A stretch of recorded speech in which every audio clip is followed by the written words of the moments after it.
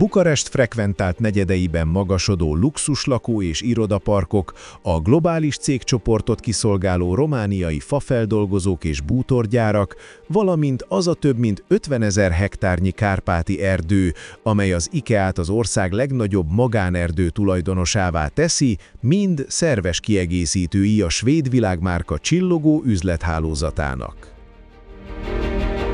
A Securitate archívumában a 80-as évekbeli dokumentumok olyan titkos paktumot fednek fel az IKEA alapítója és a román exportvállalatok között, amelyek mögött a kommunista állam titkosszolgálata mozgatta a szálakat.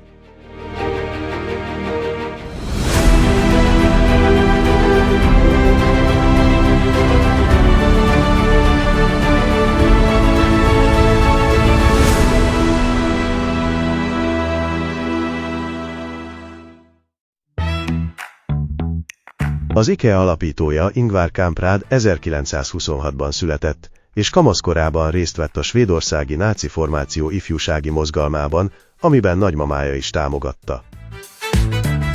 1994-ben Kamprad egy kézzel írott nyílt levélben kért bocsánatot alkalmazottaitól és vásárlóitól, náci múltját élete legnagyobb ostobaságának nevezve. 1943-ban 17 évesen megalapította az IKEA céget, amely kezdetben csomagküldő vállalkozás volt. Írószereket, képrámákat, órákat, bizsukat és pénztárcákat árusított. Az IKEA betűszót a nevének kezdőbetűjéből, szülei farmjának első betűjéből és szülőfaluja nevének első betűjéből alkotta. 1947-ben bútorokkal bővítette termékkínálatát. 1952-től kezdve már teljes mértékben a postai úton rendelt bútorok értékesítésére összpontosított. Az első IKEA áruház 1958-ban nyílt meg Dél-Svédországban, első külföldi üzlete pedig 1963-ban Norvégiában, Oszló városa mellett.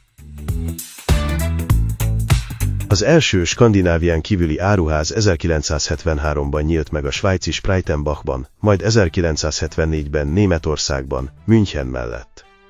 1977-ben Ausztriában is IKEA áruház nyílt a Shopping City Südben, Bécs közelében. Az IKEA napjainkban 63 országban van jelen világszerte, és több mint 500 áruházat üzemeltet. Napjainkra a svéd IKEA vállalatcsoport olyan ipari kolosszussá vált, amelynek tevékenysége messze túlmutat a bútor kiskereskedelem spektrumán. Bukarest központi részein épült tömbházak és irodaházak, a teljes cégcsoportnak bútort értékesítő romániai beszállítók, valamint az a több ezer hektár erdő, amely az IKEA-t Románia legnagyobb erdőtulajdonosává teszi, szerves kiegészítői a svéd vállalat üzlethálózatának.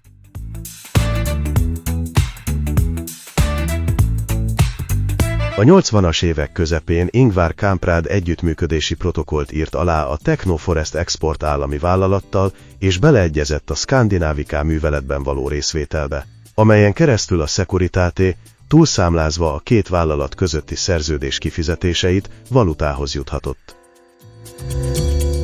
A megállapodás látszólag egy olyan jutalékra vonatkozott, amelyet a román vállalatnak az IKEA-nak dolgozó román gyárak berendezéseinek vásárlására kellett volna fordítania. Valójában azonban egy bizalmas megállapodás született, amely szerint a 6%-os túlszámlázás értékének 1,3%-át a külföldi hírszerző központ számlájára utalják, a maradék különbözetet pedig évente kétszer átutalják a svéd cég berlini számláira.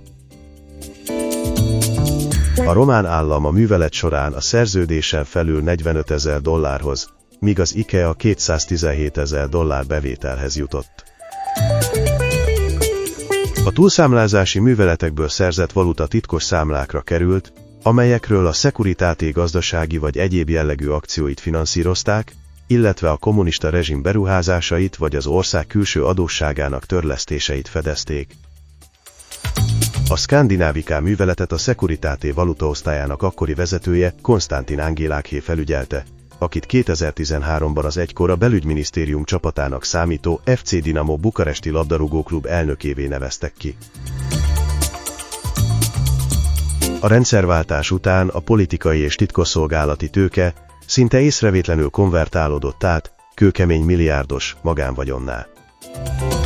A Skandinavica egykori felügyelőinek köre, valamint a rettegett kommunista miniszterelnök helyettes Jon Dinke családja, köztük a kémelhárító tisztként végzett lányai és veje Gabriel Popoviciu, a 90-es években az amerikai emigrációból hazatérve azonnal a gazdasági elit csúcsára ugrottak. Popoviciu volt az, aki 2007-ben franchise rendszerben megnyitotta Románia legelső hivatalos IKEA áruházát Bukarest északi részén. Amikor a svédek 2014-ben visszavásárolták tőle a franchise jogokat, Popoviciu a saját befektetésén felül 5 millió eurós tiszta haszonnal szállt ki az üzletből.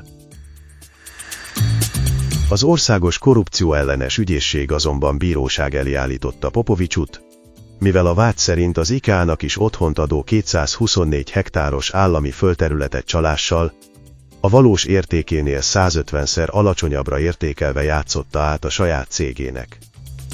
Popoviciut 7 év letöltendő börtönbüntetésre ítélték, aki a jogerős ítélet elől Londonba szökött. Londonban őrizetbe vették, majd 200 000 font óvadék ellenében szabadon engedték. A brit igazságszolgáltatás megtagadta a kiadatását arra hivatkozva, hogy Romániában nem részesül tisztességes bírósági eljárásban. A román legfelsőbb bíróság végül megsemmisítette a korábbi elmarasztaló ítéletet, elrendelte a teljes per újratárgyalását, és visszavonta Popoviciu nemzetközi körözését. 2023-ban a legfelsőbb bíróság Gabriel Popoviciu végleges felmentését rendelte el, és a telkekre kivetett intézkedéseket is feloldották. Jelenleg az üzletember az Altrom csoporton és a Böneasa Investments szervezetéhez tartozó vállalatokon keresztül több lakóépület projekt előkészítését végzi Bukarest északi részén. Az IKEA számára Románia kedvező terep az ingatlanfejlesztések területén is, amelyeket a Vásztint, az IKEA csoport ingatlanügyi divíziója működtet.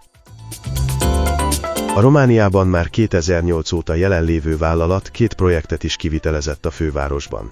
Irodákat és lakóterületeket épített fel a Timpur-Noi és az Orhidea negyedekben, illetve az első kerületben, a Szisest zónában. Románia az EU 8. legnagyobb erdős területével rendelkezik. Az erdészeti és fafeldolgozási szektor 3,5%-kal járul hozzá a GDP alakulásához. Az évek folyamán vásárolt több mint 50 000 hektáros erdő alapjával az IKEA Románia legnagyobb magánerdő tulajdonossává vált. A területeket az Inka Investments Management kezeli, de az évek során számos megvásárolt terület került bírósági eljárás alá. Az IKEA képviselői szerint az erdők megvásárlása előtt alapos jogi kutatást végeztek, és a tranzakciók során a portfólióban lévő egyetlen ingatlan sem képezte tulajdonjogi vagy illegális visszaszolgáltatással kapcsolatos vita tárgyát. Ezzel szemben az amerikai Harvard Egyetem által az erdők megvásárlásával megbízott helyi közvetítők ellen csalás, korrupció, szervezett bűnözői tevékenység és pénzmosás miatt folyt eljárás.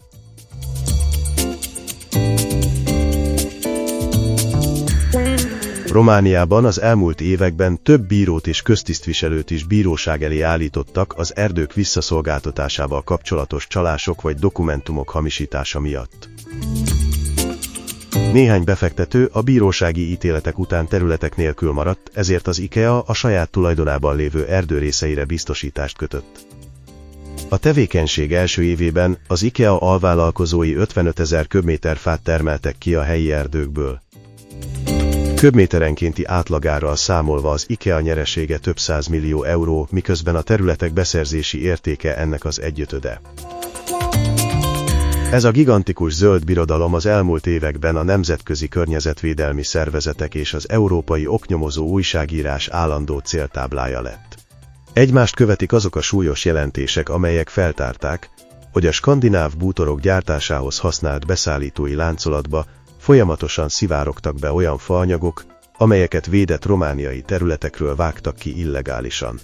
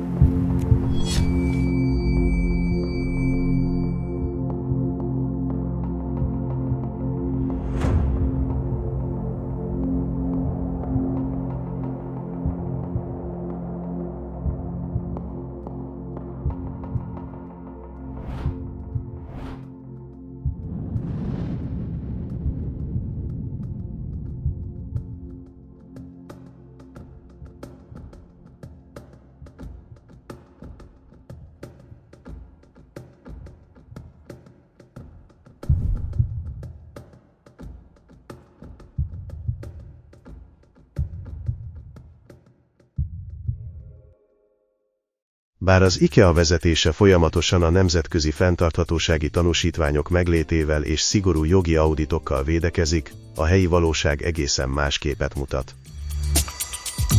A papíron tiszta, skandináv vállalati imázs mögött azonban a kelet-európai korrupció legmélyebb bugyrai húzódnak meg. A Harvard Egyetemtől és helyi közvetítőktől szerzett területek jelentős része körül ma is bírósági perek folynak a gyanús tulajdonjogok és az illegális visszaszolgáltatások miatt. Ingvar Kamprad 2018-ban 91 éves korában hunyt el. Halálával a svéd koncern végleg levetette a személyes alapítói korszak köntösét, és egy modern, rideg multinacionális struktúrává alakult.